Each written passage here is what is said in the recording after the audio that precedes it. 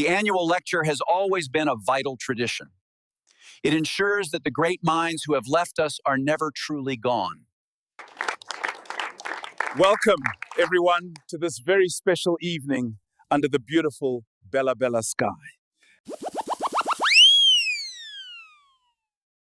The Moses Daiwa Molelekwa Inaugural Lecture. Genes and Spirits, a Nation's Unseen Soul. Delivered under the open sky, Bella Bella Savannah. Good afternoon, beloved friends and fellow travelers in sound and spirit. Before we say another word, let us pause. Look around you. The wide veld, the distant copies, the sky bending endlessly above. It almost feels as though creation itself has gathered with us, as though the wind knows a secret we're about to hear. We are not just attending an event. We are standing inside a memory that has waited for 20 years to breathe again. Today, we are here not to mourn a musician, but to awaken a presence, to call Moses Daiwa Molelekwa back into conversation with the living. And now, listen. Even the weather has conspired to honor him. The October air is tender and balanced, the kind of day that hums rather than shouts. Cool breezes roam lazily across the savannah. And above us, a soft blanket of mid-level stratiform clouds stretches endlessly. Not the threatening kind, but the kind that bless. They filter the light into something kind, almost musical, wrapping this gathering in peace. And here we are, under this great cathedral of sky, to honor one of South Africa's purest souls, Moses Daiwa Molelekwa. We are not in a concert hall. We are in nature's own amphitheater, where sound is born and silence is sacred. And I must say it plainly, the absence of a Moses Molelekwa annual lecture is the very proof of our nation's spiritual and genetic poverty. We have museums for our politics and monuments for our wars, but none for the quiet genius who carried the country's soul in his fingers. That ends today. Here, in Bella Bella, we begin to restore what has been neglected. Here, we open the well again. Here begins the Moses Daiwa Molelekwa annual lecture. A genius without beginning or end. Now, how does one begin to speak of Moses Molelekwa? I confess, I hardly know where to start. And then, as I was standing here moments ago, it came to me. There is no beginning and no end with Moses Molelekwa. His music exists in a loop, eternal, circular, flowing back into itself like breath. He is known, yes, as the composer and producer of that immortal album, Genes and Spirits. That is our point of entry. But it is also our point of return. Genes and Spirits is not a musical project. It is a philosophical soul deep statement disguised as jazz. The unpublished songs. A journey through sound and spirit. And now, dear friends, we come to the long-hidden treasures. The unpublished songs of Moses Daiwa Molelekwa. They are not lost pieces. They are continuations. Fragments of eternity that somehow refuse to die. First track. Sun-Drenched Life. The first piece is called Sun-Drenched Life. It is a song without shadow, a melody bathed entirely in light.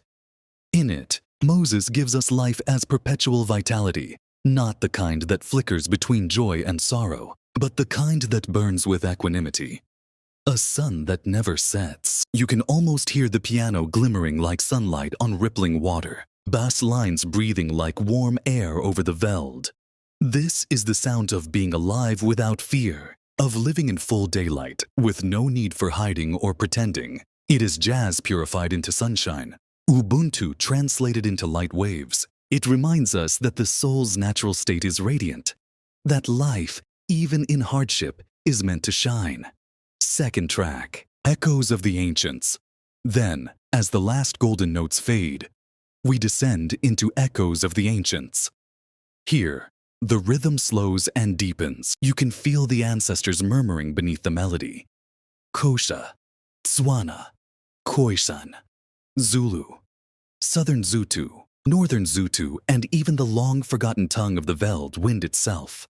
Moses's keys speak in whispers older than words, summoning the memory of those who walked barefoot through dust and destiny. He does not imitate traditional music. He reawakens it, turning the piano into an ancestral drum, echoing both sorrow and triumph. This song teaches us that to move forward, we must first remember who sang before us. Third track, People of the Savannah and Bushveld. The third song, People of the Savannah and Bushveld, is a masterpiece of reconciliation. In it, the Boers and the blacks, settlers and natives, are no longer enemies, but fellow wanderers across the same eternal veld. Moses captures the paradox of South Africa, the great trek and the great belonging, the ox wagon and the kraal, the plowed furrow and the drumbeat. Through his chords, the savannah becomes a great amphitheater of coexistence. The space where the dust of the trekker's wheel mingles with the footprint of the herdsman, where the veld itself becomes the meeting ground of human evolution. He shows us that we all come from one landscape, the wide, windswept classroom of the Bushveld, and that the soil beneath us carries our shared story. Fourth track, Dreamy Drift. After that grandeur, we drift softly into Dreamy Drift. It is a slow, almost liquid song, the sound of a consciousness slipping toward rest, where thought dissolves into feeling, and feeling into peace. It is Moses saying, "Sleep is not death. It is rehearsal for transcendence. It is the jazz of surrender, not of defeat, but of serenity." You can almost see him, eyes closed, fingers floating, as though the music were playing him. This song teaches us the wisdom of stillness, that even geniuses must sometimes close their eyes and let the universe play the next note. Fifth track, Whispering Echoes. And then, to close, comes the hauntingly beautiful Whispering Echoes. This one could have been composed in conversation with Socrates himself. It is the music of the inner voice, the counsel that rises when all outer noise is silenced. No brass, no percussion, just the quiet dialogue between heart and conscience. It tells us, stop listening outward. The truth speaks inward. This is not music to dance to. It is music to remember yourself by. In every sustained note, you hear a call to integrity, the sound of the soul's whisper, asking us to become what we already are. Epilogue, Genes and Spirits Reborn. So here they are, the 5 unpublished revelations of Moses Taiwa Molelekwa.